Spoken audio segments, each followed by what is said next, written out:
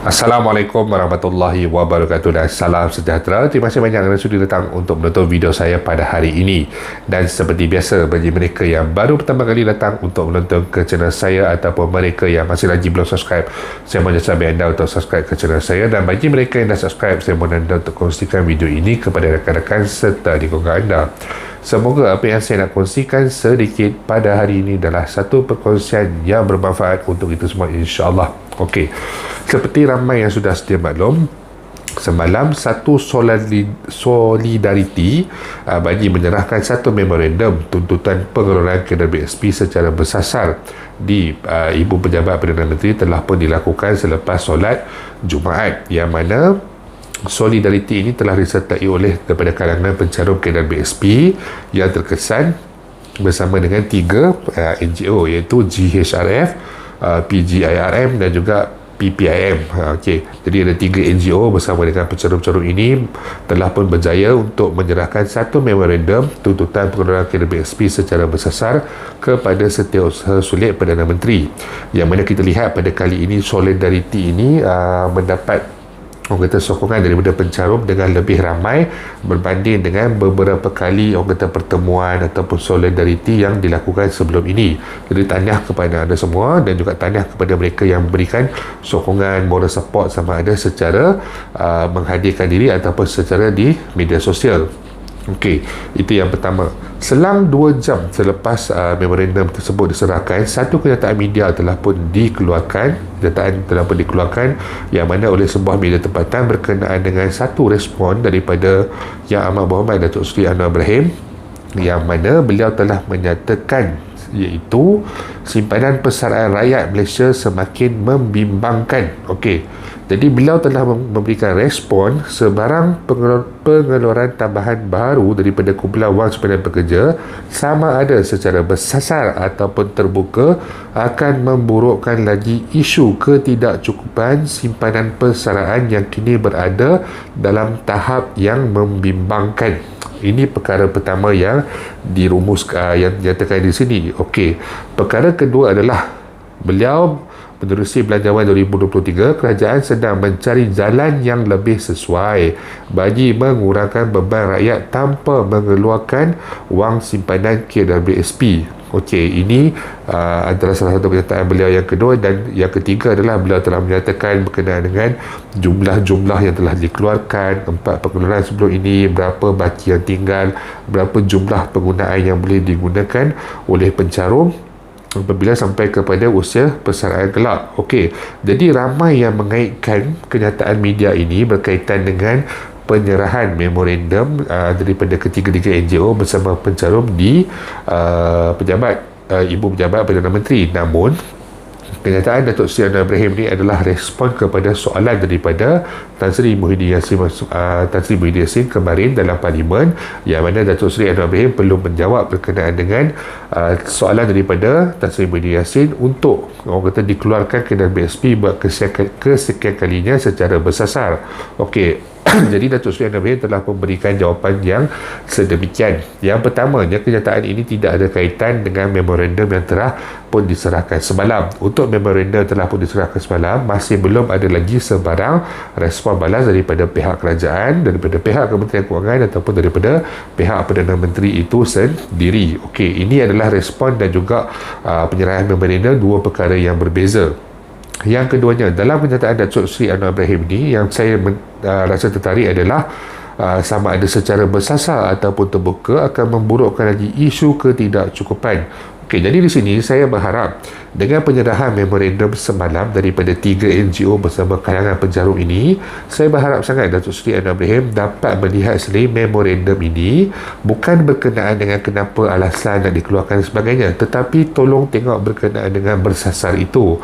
Dan apabila beliau melihat berkenaan dengan bersasar itu, saya yakin beliau akan lebih faham berkenaan dengan tuntutan pengeluaran secara bersasar ini. Sebagai contoh, kita memfokuskan kepada golongan-golongan yang tidak aktif pencarum. Ada juga golongan yang masih ada caruman, kita minta 30% ataupun kurang daripada tidak melebihi 20,000. Tetapi antara yang fokus utama kita adalah bagi mereka yang daripada kalangan suri rumah, ibu bapa tunggal ataupun mereka yang sudah tidak yatim mencarum, yang mana mereka ini sebenarnya daripada kalangan individu-individu yang tidak boleh untuk meneruskan pekerjaan, tidak dimahukan oleh pihak majikan dan juga mempunyai orang kata halangan ataupun kekangan untuk kembali bekerja.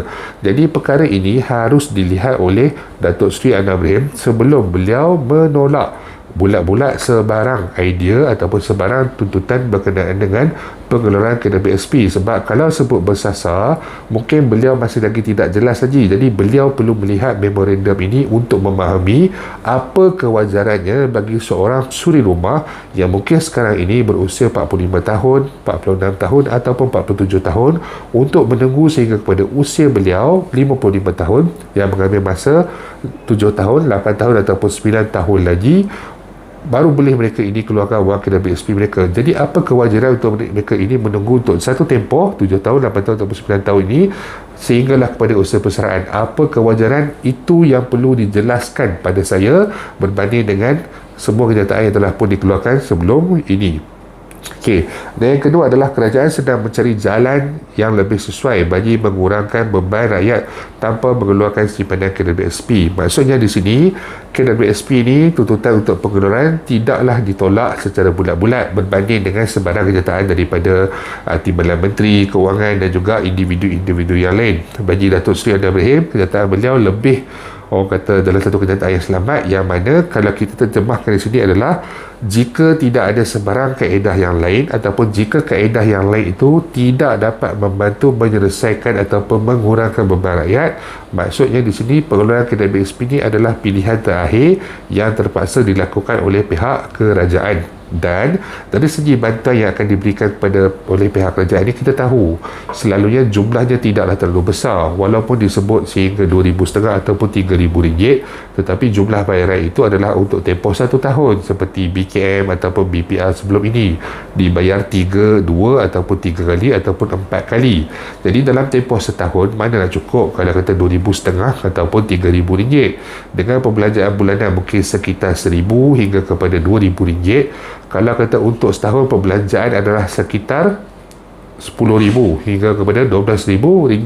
Dan adakah kerajaan mampu untuk menyediakan satu bentuk bantuan tunai sebesar yang sedemikian? Dan juga apabila berkaitan dengan kenaikan harga barang, adakah pihak kerajaan akan boleh mengawal harga barang untuk dinikmati oleh golongan-golongan yang terkesan ini? Tetapi setiap kali kita berkata tentang golongan yang terkesan, bantuan baru dan sebagainya, sudah tentu bantuan-bantuan ini akan memfokuskan kepada golongan B40 sahaja, sedangkan realitinya ada juga daripada yang dalam rekod lembaga hasil dalam negeri berada dalam kategori M40 ataupun T20 ini sebenarnya sekarang ini telah jatuh kepada B40 ataupun mereka ini berada dalam keadaan yang terkesan kerana mengalami pengurangan pendapatan.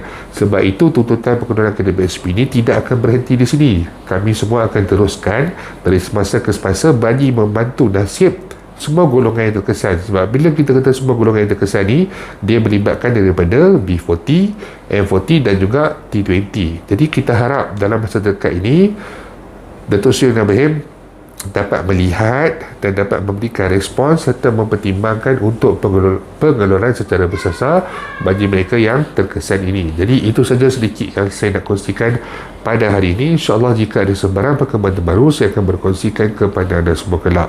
Bagi mereka yang mempunyai sebarang persoalan, sebarang masalah ataupun sebarang komen, anda boleh utarakan di ruangan YouTube saya Firdaus Selamat, Facebook saya Firdaus Selamat Channel ataupun di TikTok saya Firdaus Selamat 85. InsyaAllah kita akan jumpa lagi. Jangan lupa untuk share, jangan lupa untuk subscribe.